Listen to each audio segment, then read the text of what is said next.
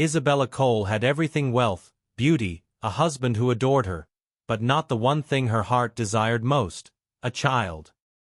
For years she prayed, pleaded, and cried into pillows. Every negative test felt like another piece of her soul fading. Daniel tried to comfort her, but his eyes had already grown tired of hope. He buried himself in work. She buried herself in silence. The house was large, but the silence inside it was larger. If you've ever longed for something so deeply it ached, you'll understand Isabella. Stay with her. Her next choice will change every life in this house.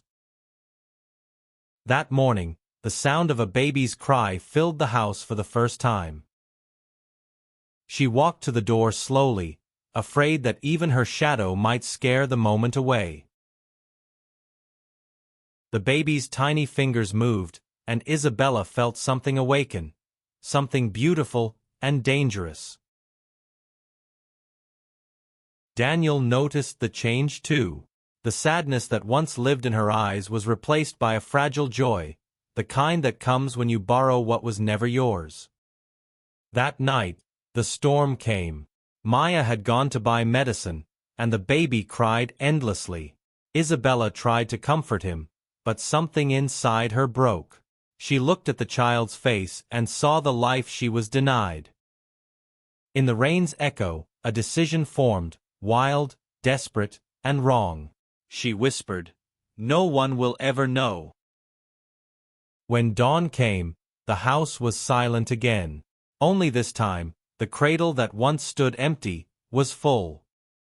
Weeks rolled by after the storm. The mansion stood quiet, too quiet. The sound of the baby's cry echoed through long marble halls that once only knew silence. Each time, Isabella felt both joy and guilt, because deep down, she knew this child was not hers. Every night, she told herself it was just for now, that she was helping, that when Maya was better, she'd give the baby back. But love has a way of blurring right and wrong, and soon, the lie felt like truth. Meanwhile, miles away, Maya opened her eyes to a world of pain. Her body ached, her head spun, but the only thing she cared about was the sound that wasn't there, her baby's cry. When Daniel walked in, his suit still damp from the rain, Maya knew before he spoke. She read it in his eyes: pity, hesitation, guilt. And she understood what no one dared say. Days passed. The rain cleared, but the ache stayed. When Maya was strong enough to stand, she begged to go home. She needed to see him, to hold him, even if it broke her. The mansion gates opened slowly that morning. Maya stepped inside, her legs trembling, her breath catching at every step. Then she heard it. Laughter.